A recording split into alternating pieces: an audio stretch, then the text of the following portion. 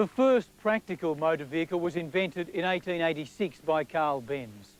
This latest creation from Mercedes-Benz is a far cry from that first automobile.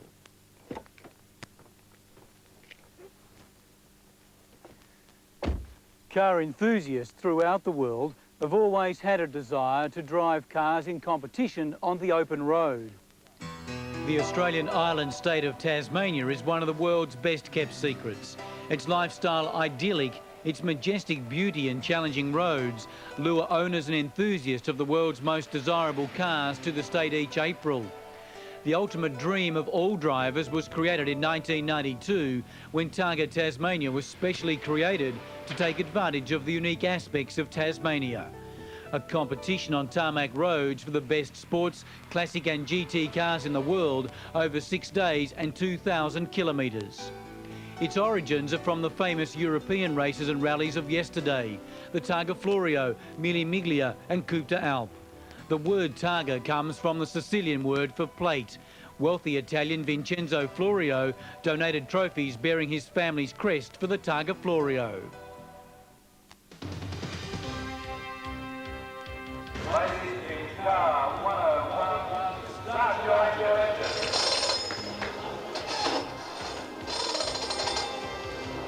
Just relax, Mum.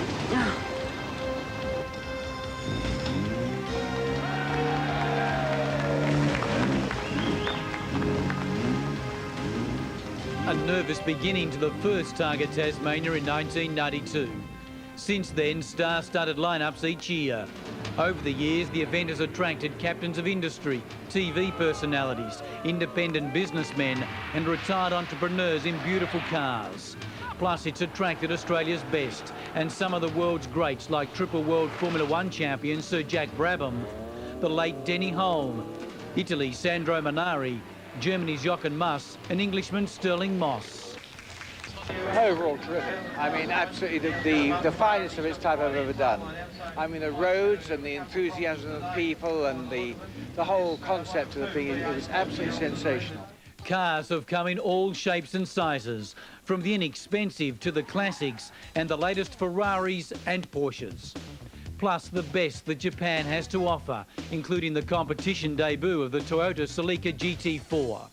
Local heroes Greg Crick and Greg Priest in a Honda NSX won the first two events. In 1993, organisers introduced the very popular outright winner on handicap, meaning overall success in the event wasn't just a possibility for the fastest. Targa Tasmania is unique, unrivalled in modern motoring. 1997 assembled another star-studded lineup of national and international faces and cars. Another year that promised the unpredictable.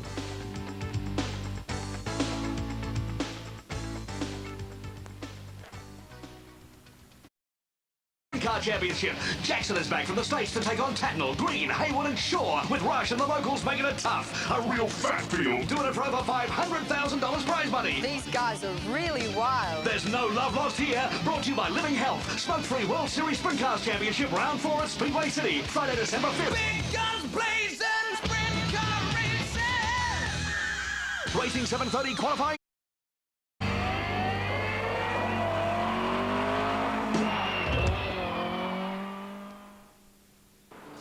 The Spirit of Tasmania arrived in routine in Devonport, carrying the special cargo of 150 cars from around Australia and overseas. Once the doors were open, the carnival build-up to the event began.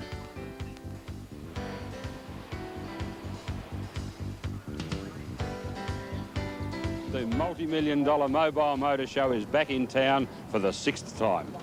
The new arrivals travelled to Launceston and joined the local entries at the Silverdome for the Targa Expo, where all cars were checked for final safety and technical identity. The 2 days and nights leading up to the event were filled with competitor functions and briefings, a welcoming cocktail party and an international competitor breakfast, all centred around the event headquarters, the Country Club Hotel Casino.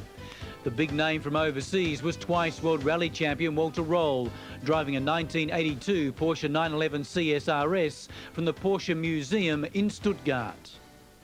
What does it mean to you coming to compete in an event like this? You know, you do a lot of driving of a lot of Porsche cars, like Porsche Cup cars you've tested and all those sorts of things. What does it mean to you to come and do an event like Targa Tasmania? Yeah, especially our director of the museum, Klaus Bischoff, told me, you want to have some holiday, you have to come with me to Tasmania. It's a beautiful country and you will enjoy it. His car hadn't been driven for 16 years. His co-driver, German television executive Michael Russ, was also event inexperienced. We never have been really thinking to come here to win or something like this. This car is 15 years old and I just take it here very easily. Rolls Porsche, one of 13 international entries, including 4 MGs entered by a Japanese team, whose members regularly compete in a one-make MGF series in Japan. He says since he's left Japan, he's been very excited and looking forward to Targa, and his heart's been racing since then. Each year, the start unfolds at the Launceston Country Club Casino.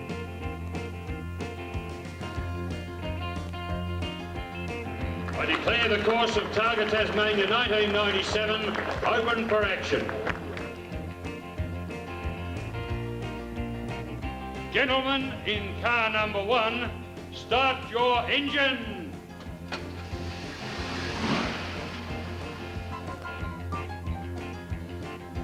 3, 2, 1. Local Tasmanian and Federal Sports Minister Warwick Smith proudly dropped the starting flag, and the flag car, a rare 1936 Jaguar SS100, led away the field.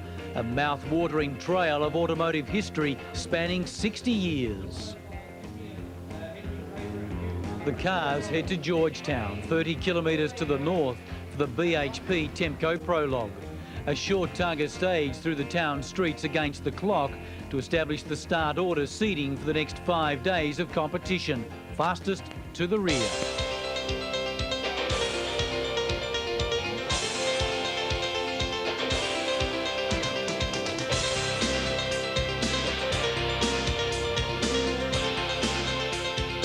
Spectators get a chance to see the variety of vehicles entered, from classic oldies to technologically advanced speed machines of the 1990s. The first car on the circuit was the 1936 Jaguar SS100 of Japanese visitor Yoshiyuki Karatsu and navigator Malcolm Rossiter, and it attracted plenty of interest. It's the first car apparently made to exceed 100 miles an hour back in its day. It's got some speed rating of 125 miles an hour, but I doubt if we'll see that much. It's a bit jumpy around the 100 mile an hour mark, so I doubt if we'll get that high. But and outside that, just a lovely, easygoing sports sedan of its time. The Prologue Targa stage is tight and twisty and ready to bring the overzealous driver undone. As the field weaved its way through the 9 categories, a marked increase in speed was evident. The 1991 Nissan Skyline of Russell Patterson had early problems. Victorian textile manufacturers Max and Georgia Warwick turned heads in their Porsche 911 RSCS, but for the wrong reasons. To start day 1 of competition, a wheel needed to be replaced. And when it comes to crowd pleasers, there's no bigger star than New Zealand's Mark Parsons in his superbly prepared Triumph TR7 V8. He made a clean sweep of the Spectator Awards, as demonstrated going around the outside of Justin and Peter Dickman in their Porsche 924 Carrera GT. He was 7th fastest with a time of 3 minutes and 22 seconds for the 4.7 kilometre Targa stage. Porsche's filled the fastest 3 places. The top 2 overall place getters from Targa Tasmania 1996 look set to battle it out this year. Fastest, touring car ace Jim Richards and navigator Barry Oliver in a 1996 911 Turbo. So it's the same as I had it last year. I've got a little bit better tyre this year in the Falcons, so, you know, we're hoping that it's going to go a little bit better. We'll have to if we want to win. He was just 0.4 of a second ahead of Ray Lintott and Fred Gacentis in a similar car, with Peter Fitzgerald and Jeremy Brown in a Porsche 968 Turbo RS third. Then came Stephen Johnson, navigated by Tasmanian Zara White, in a Mazda Motorsport RX-7. Now that the brakes and the tyres are all bedded in, we can have a good go tomorrow. So she's ready and raring to go? Yeah, the car's fantastic. The car's going really good. Jim Richards' time was 3 minutes 13 seconds, 4/10 quicker than Lintott. Then a 5-second gap to Fitzgerald and Johnson. Walter Roll impressed everyone, being in the top 10. The Porsche and Mazda marques were set to battle for overall honours.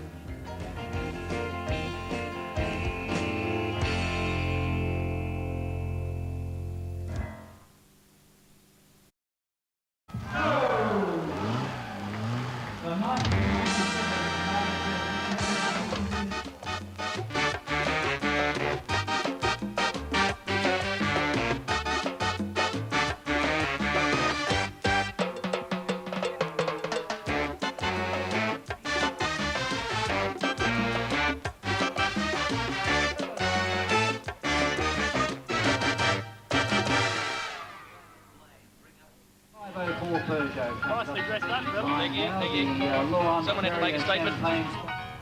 Very nervous. What's that? Because we keep getting lost. Who's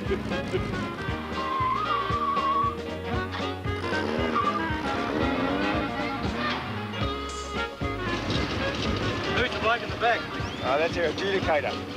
His name's Stu P. Day 1, 275 kilometres in total, 55 kilometres of Targa stages. A comfortable settling in day through the middle north of the state and returning to Launceston. The course, particularly in the afternoon, goes through valleys that provide exhilarating driving, yet providing a taste of what is to come on the longer days. The day finishes with a thrilling Targa stage around the houses at Longford. Any nerves before the very first Targa stage in the very first car? No, not really. You're confident you'll go well and looking forward to a good day? All we're going to do is keep it going and keep it running. It's a lovely old car, so we're just here to see Tassie in a nice way. Unfortunately, the first Targa stage of the event wasn't a happy one for Tasmanians Scott Kent and Greg Lind in their Mustang. They went off just a kilometre into the Targa stage. Scott, explain to me what actually happened.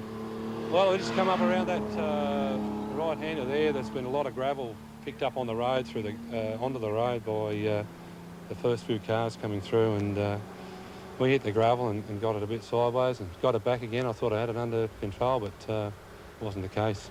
The incident galvanised the Kent family. Father Graham, Mum Pat and other brothers Drew and Lee pitched in for an all-night vigil to repair the Mustang to be on the start line the next morning. At the Moriarty Targa stage, the international husband and wife team of Paul Emile and Corinne Bassard from Paris found their 1954 Aston Martin a handful at the tight hairpin halfway through the stage.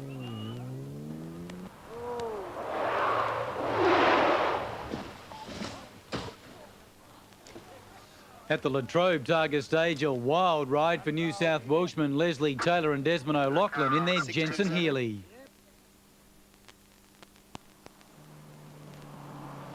Does anyone know where there's a tow truck? All okay, they waited for a tow truck to get them back into the event.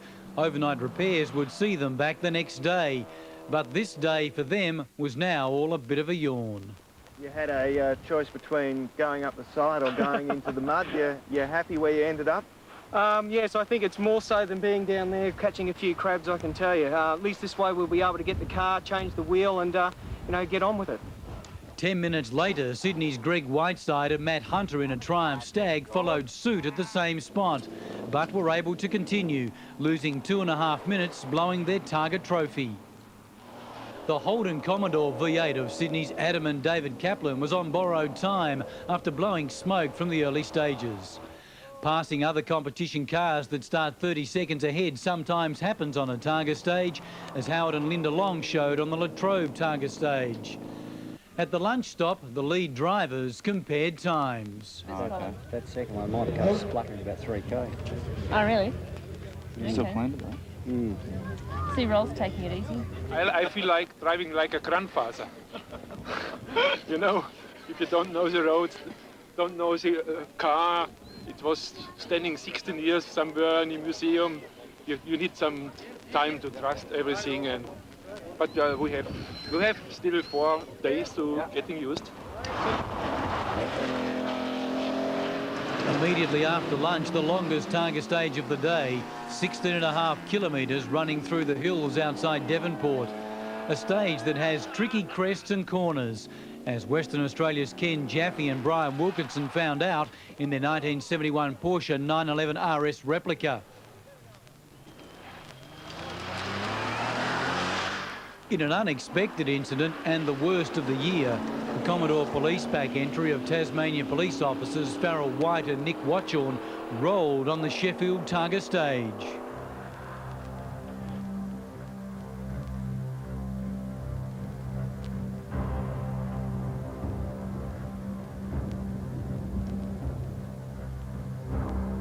They escaped injury when the car came around a corner, became airborne over a bump, went through a fence and rolled 3 times. A write-off. It's a disappointment on our behalf. You know, we're going for a gold Targa trophy and we're going to miss out on that. So there's always next year to start again, I suppose. You come back next year and do it again? Certainly will, yes. We probably won't be in a Commodore next year. Depends on how we go. We've had to drive that car probably, I suppose, a little bit harder than we would have liked to do the times we were doing. That was a choice we made and it didn't pay off on this particular occasion. In the previous 2 years of Targa Tasmania, the 2 former driving instructors hadn't even put a scratch on their car and were hoping for a golden Targa trophy. Targa stages are closed road sections designed to test the car and driver without using excessive speeds. There are set minimum times for every stage. Time over the minimum accrues penalties. Time under it doesn't count. It's simply known as cleaning or zeroing the stage. There is also a maximum time for every stage in every class.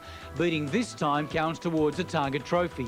To get a Targa trophy, a crew has to complete all the Targa stages in under the maximum allowable time for the vehicle class. Do that 3 years in a row and win a golden Targa trophy.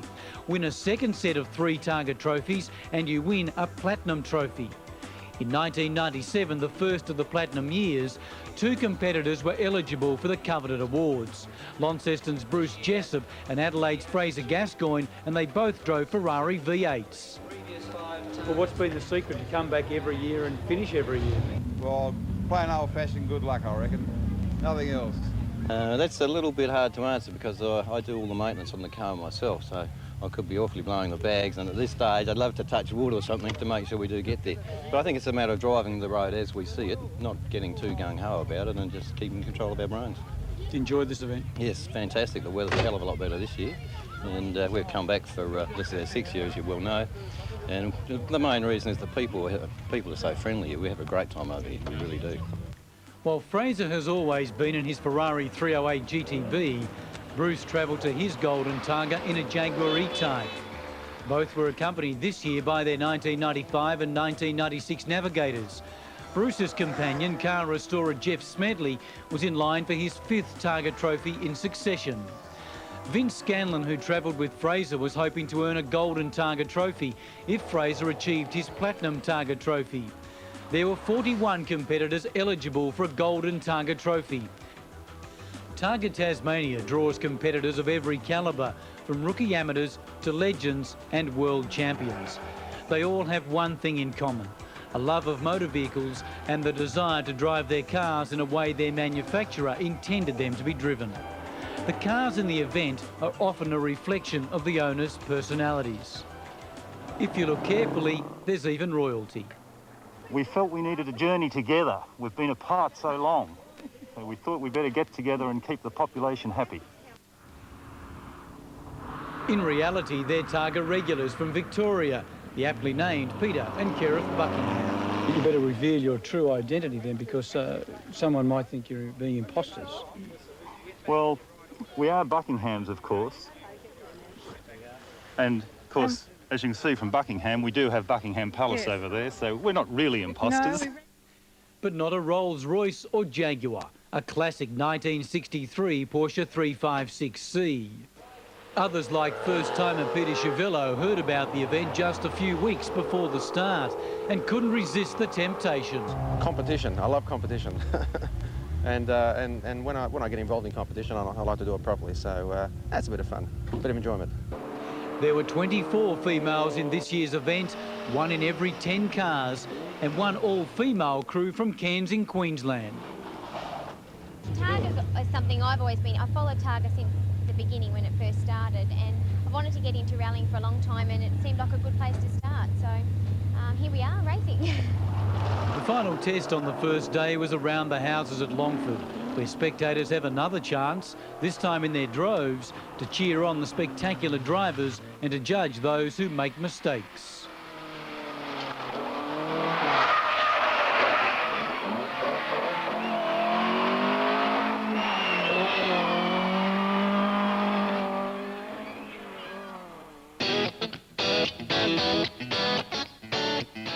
To the competition for outright victory, and by the end of the first day, 4 competitors were in equal first place.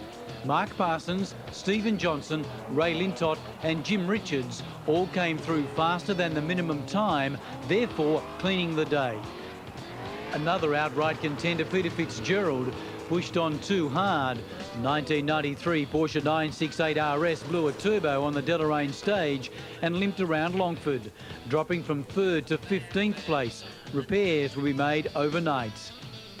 Jim Richards and Ray Lintott in identical Porsche turbos looked the ones to beat, but the Mazda Australia Motorsport team had shown enough that they would be hard to shake, while it remained to be seen whether Parsons could consistently maintain the pace. The leading Tasmanian was Hobart butcher Lee Mundy in a Porsche RSR. He was 5th, surrounded by regular motorsport competitors. Hobart rally navigator Zara White, who has competed in the Australian Championship in the past 2 years, was navigating for Stephen Johnson. Zara hadn't sat in the car or met Johnson until hours before the event. I saw the car first on Monday afternoon and just went and sat straight in it and saw what it had and what it didn't have and what I needed in it, and played with seating positions and such, but it feels great now, yeah. How have you found the first few stages? Very busy, actually. We're taking it very easy at this stage. There's a long way to go and we're looking after our tyres. But Steve and I work really well in the car, and it's coming along really well. Very happy.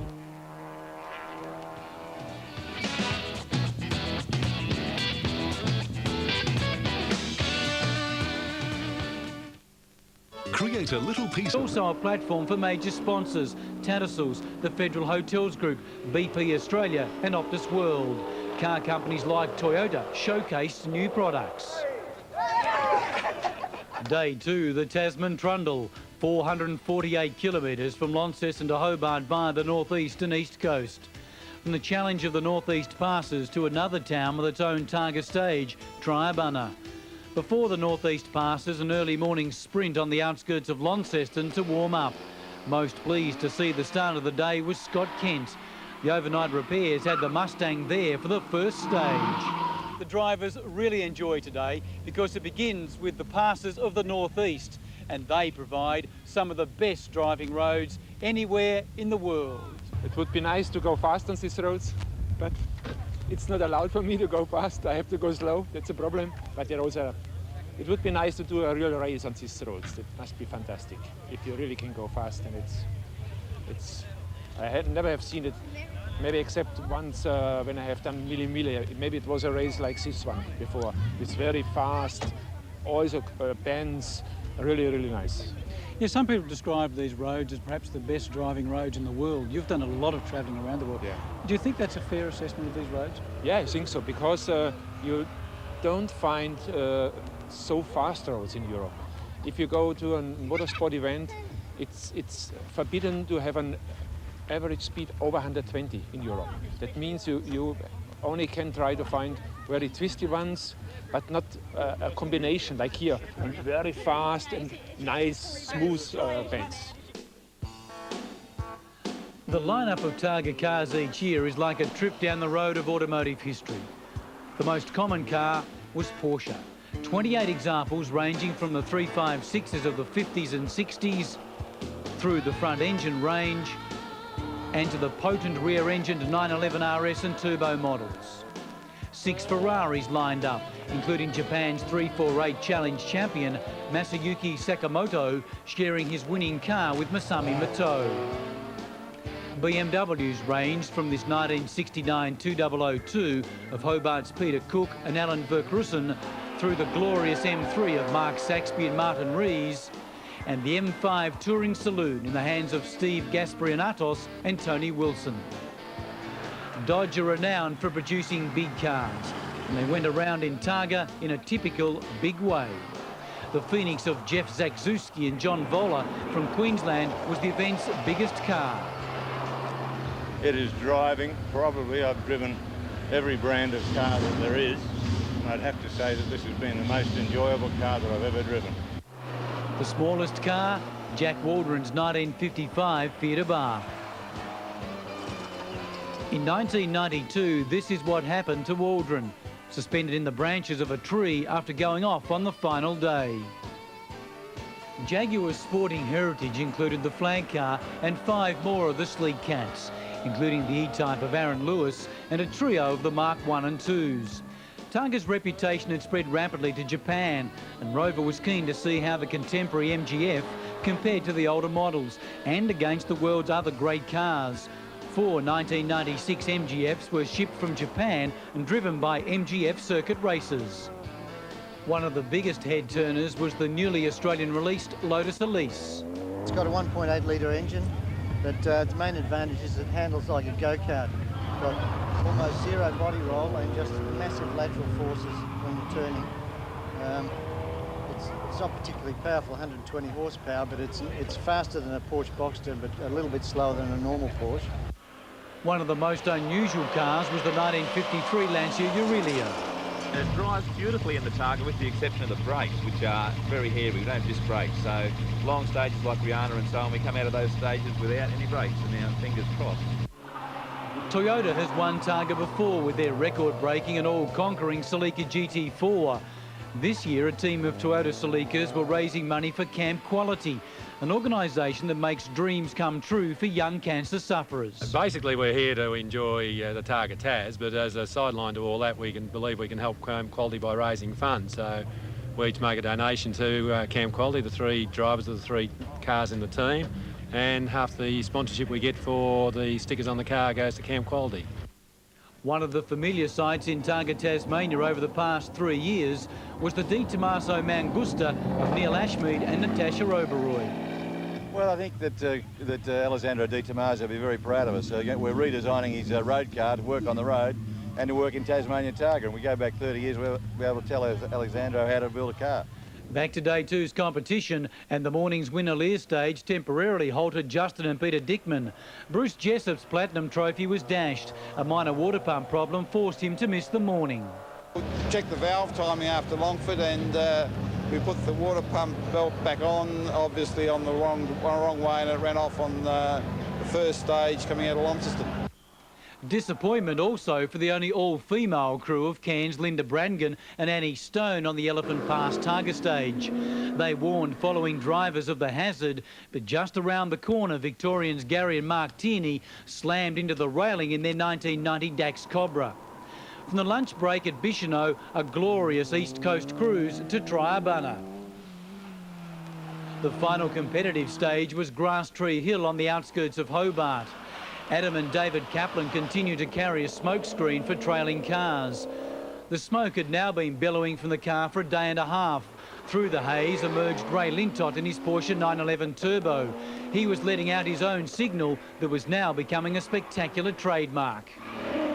On this day, the race for outright handicap honours began to unfold. Mark Parsons led from Lee Mundy and Chris and Dee Stephen in their 1964 ISO Revolta. The big charger on day 2 was Peter Fitzgerald. After overnight turbo repairs, he drove his Porsche 968 RS brilliantly to move up to 8th place after starting the day in 15th. On a lot of the stages, we were sort of matching them. There's a couple of seconds in it, and that's all there is. As I said, that's with our problem. So if we can get rid of those, there's still 3 days to go. So we won't give up till the end. Tasmanian Lee Mundy slipped from 6th to 9th. Rally favourites Jim Richards and Barry Oliver maintained first place, but with a heart flutter. We had a problem with the pipe coming off the turbocharger, which meant the motor wouldn't run anything over an idle. But fortunately, we're at the top of the hill. We managed to sort of coast down the hill and we lost 22 seconds. But the time we made up on the other stages, I think, takes care of that. So I think we're still in the lead by a few seconds. Their lead was 20 seconds. The Mazda Motorsport team entry of Steve Johnson and Zara White moved into second place. Walter Rowe's World Rally Championship experience was shining through as he was solid in sixth place, and with Fitzgerald charging, the top 10 was far from settled. We've really just got to consolidate now and really try and just keep the pace up, because the Porsches, geez, they're a fast car, and it's extremely hard to keep up with them. We need more flowing fast corners would suit our cars really good, but the tighter stuff, the Porsches just really get a big jump on us, so we've got to really keep the pressure up, and you never know, it's only day two. Another of the Mazda team, Gary Walden and Tony Jackson, shot into third place. However, a succession of turbopipe failures potentially cost them second place. We've been pulling our time back all day in all stages, actually. I think we're running second at Grasstree after an 8-second deficit yesterday with a slight engine misfire, and you wouldn't believe it, a turbo hose is blowing on the stage in the top of the hill, and it's cost us 5 seconds.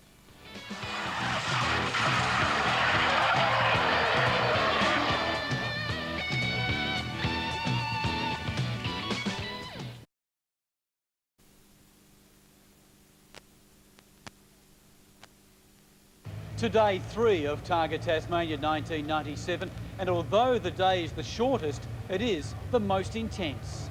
6 Targa stages on the Optus World Sprint, winding through the Don Tricasто Channel, Huonville and Cygnet regions south of Hobart, a 207-kilometre loop. A day that proves the course becomes more challenging each day. After the early crews had completed the opening stage on Mount Nelson, showers arrived. Intermittent rain brought good news for one group. It made the racing more spectacular for spectators, but drama. On Oyster Cove, rescue crews used the jaws of life to free Japanese visitors Hiromaro Suzuki and Tomiko Hisawa from their Porsche after they careered 30 metres through the bush. Elsewhere, the short distances between competitive Targa stages were taking their toll. But the adamant David Kaplan Commodore just kept on going. Day 3 can change the event dramatically, and it did. Mazda's Gary Walden was in second place when his big chase towards Jim Richards came to an abrupt end on the Cygnet stage. I'm very disappointed because we were going very well this morning, and I think we're up in either second or third, and I think we're looking fairly good. Ray Lintot's choice for all-weather tyres for the event was finally paying dividends. He moved up to second, 39 seconds behind Richards. Steve Johnson was third, 51 seconds further back. Mark Parsons was fourth and leading on handicap. Peter Fitzgerald had charged from 9th to 5th place. Local rally driver Les Walkden and Mark Stacey crashed out of the top 10, while the Kobayashi duo were into the top 10. The next target's Mark Parsons, and we took time off him in the first 2 stages, actually the first 3 stages, and we dropped time on him on 1, and I think we've ended up maybe making little impression. If it was a couple of seconds, that's about all there is, so it's going to be hard from here on in. The next 2 days, the longest of the event, but one day at a time. Day 4 was from Hobart through the Midlands to Burnie, some of the most difficult Targa stages of the event that can break the strongest challenge. 494 kilometres, 117 of Targa stages. The Domain is just a kilometre from the Hobart city centre and the scene for the first speed test. Great viewing for general spectators and guests in the corporate tents. The Speedwell Mini of South Australian Craig Williams and a hair-raising ride. Little damage, and they were able to continue through the remaining Targa stages to Burnie. The Midlands town of Ross was 2.8 kilometres between the houses and paddocks. The stage riddled with traps to catch the young players, many lucky to escape unscathed. Mark Parsons continued to hold on to the handicap lead in usual style. The railway crossing was also just part of the obstacles for Ray Lintott. Unfortunately, we had a drink bottle, a refreshment bottle come loose in the back, and it was rolling around my feet, and I was trying to drive with all the pedals and everything. It was the drink bottle rolling around my feet. That was pretty interesting. So the navigator had to loosen his seatbelt, reach down and grab it so he could keep going. A minor problem compared to his crew's marathon effort that kept him in the event. Well, yesterday we had a gearbox problem. We lost 3rd gear. It was very noisy, actually. We thought we'd lose it. So rather than take a risk, we contacted Porsche Cars Australia in Melbourne. got onto their 2IC for the whole country. And he was kind enough to pull the gearbox apart from a demo. We got it at midnight. The mechanics worked all night, got it back in the car, and here we are today. So we had about 6 mechanics working in the car with no sleep. The final morning stage, the 10.5 kilometres near Cressy, was through undulating hills, an opportunity for the fast cars to stretch their legs. But the racing so far had just been a form guide. The afternoon of day 4 and all of day 5 are the toughest of the event. All crews had the challenges of the Sathana Targa stage, 38 kilometres, long straights and tight bends. Some took it easy and were able to wave to spectators, but a nightmare for Irishmen Peter Horan and Karen Alderston in their Toyota MR2. Steve Chiodo and Mary Belcher just missed them in the Lotus Elise. Onto Wilmot, Guns Plains and Rihanna, a tight twisting ribbon of road resembling a long hill climb. Local knowledge came to the fore in the makeup of the top 10. The quickest Tasmanian combination was Wayne Mundy and navigator Guy Dunstan. They were steady in 5th place. 6 times and current Tasmanian rally champion Bernie's Lynn Rattray was in 8th place in this his 3rd Targa Tasmania. Peter Fitzgerald's comeback charge evaporated. His Porsche 968 RS Turbo overheated on Sathana. Looks like we've blown a head gasket again.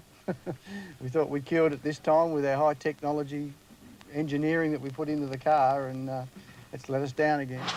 The end of the Rihanna stage always attracts heaps of lookers, and this is why Damien Durenick began the main act, which also starred Mark Parsons.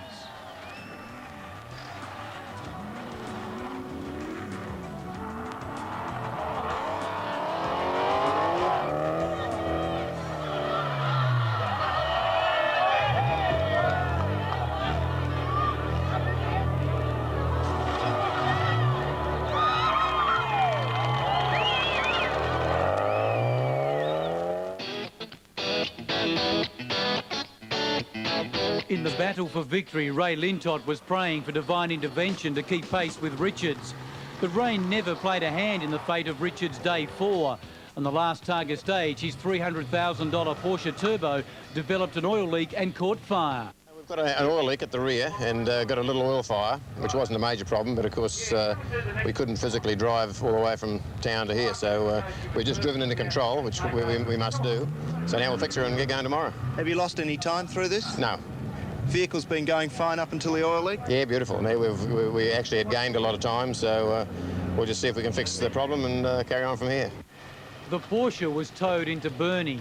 The rope released in time for them to enter the control area under their own steam. That night, organisers applied a 20-minute penalty for being towed. They led only provisionally, with Richards appealing and Lintott and Gacentis possibly new leaders from Johnson and White. Tasmanians Andrew Lawson and Dean Johnson in a Nissan 200SX shot up to 6th place. Johnson and White clean-sheeted the difficult Sathana stage, seen here passing other cars. They dropped just 1 second on Ross and 7 seconds at Wilmot. Roll was now 4th. Day 4 finished in controversy, but with the Richards and Oliver appeal to be heard, it would be a restless night.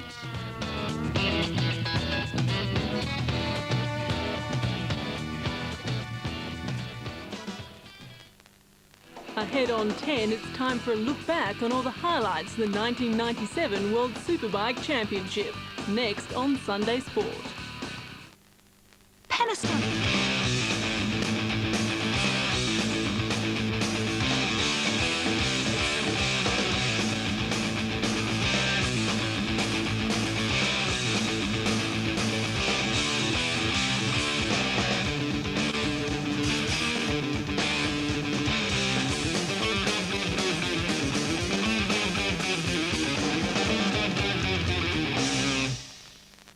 As cars lined up to begin the final day, Richards' appeal was upheld after a 5 a.m. meeting.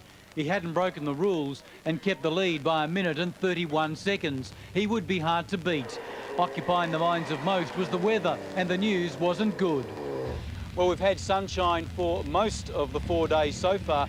This is the start of day 5 at Hellyer Gorge, and like most of the other years, it's raining. Day 5, a long haul, Burnie back to Hobart, 515 kilometres, 153 kilometres of Targa stages. The morning Targa stages were driven cautiously in the rain, but Day 5 still had the potential to produce a mad dash to the finish line. The Mount Black and Rosebery Targa stages were very slippery. As the day wore on, emotions were mixed. Excitement was building along with disappointment that the event was nearing its finish. The road stages, and then all of a sudden you're in a Targa stage and you're just zipping along, and then all of a sudden you've got to stop real quick and you're back on the road again, slowing it down a bit. And just looking at the scenery, Tasmania is absolutely beautiful. Particularly challenging was the 99 bends coming out of Queenstown. Parsons and Belotus put their potential win as the outright on handicap in jeopardy. We had quite a big accident on Mount Black. We were just coming down the road and we weren't even going really hard. We were out of the corner and accelerating down the straight, and it just bounced off the road to the left. I'm pretty sure something like a tyre might have gone soft or something like that. We're really lucky. It went right off the edge of the road, down in amongst some trees, and something just bounced us back up on the road. Then we went down there into it again. I thought we were gone for all money, and something again just sort of got us back up on the road. Then we shot across the other side, nearly hit the rock wall, and just gathered it in before there. And we sort of, it was real scary, you know, like I wasn't really, we were just along for the ride. And when we sort of back up on the road, we were still going along in fourth gear. We wouldn't have lost 2 seconds in the incident. And then we sort of obviously eased off the rest of the stage, which was only a short distance away. Probably only lost about 10 seconds on the stage. And they were down to no spare tyres and the diff was slightly damaged. They moved to 3rd place overall after Stephen Johnson had a minor off on Mount Arrowsmith, which cost valuable penalty time. The final Targa stages were completed without serious incident. Richards trod warily, but could now afford to be cautious. The sun came out for the final 2 Targa stages, Ellendale and the car park of the Royal Derwent Hospital. Over 85% of the field completed the final day and the event by arriving in convoy at a gala finish at Hobart's Rest Point Casino. The category winners were honoured first.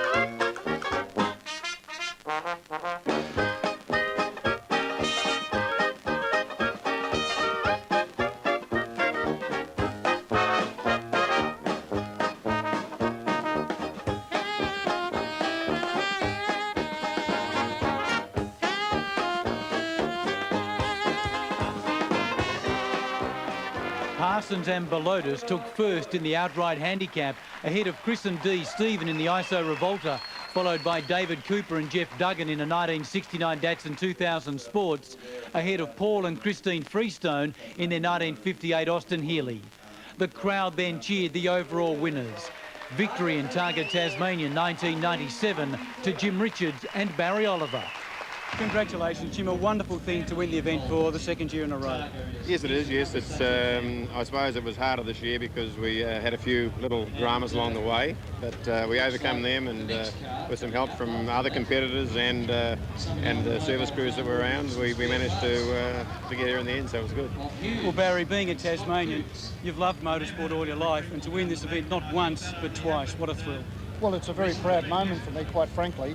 Just to be able to compete in Targa Tasmania is very special in itself, and I guess this really puts the icing on the cake to be able to say, well, a Tasmanian has been part of another victory in Targa Tasmania. Richards and Oliver won by 1 minute and 56 seconds, ahead of Ray Lintott and Fred Gacentis, runners-up for the 2nd successive year. Parsons was 4 minutes and 38 seconds further back in 3rd, just 3 seconds ahead of Steve Johnson and Zara White. 5th place went to Germany's twice World Rally champion Walter Roll. Vaughan Guthrie and Stephen Mills finished in the top 10 for the 2nd successive year. Porsche had 4 cars in the top 10, Mazda 3, while while Toyota continue to mix it with Europe's best, with a finisher in the top 10. The 6th running of Targa Tasmania was complete, a year which continued to enhance the event's reputation as an attraction for amateur drivers and professionals, the world's ultimate tarmac rally.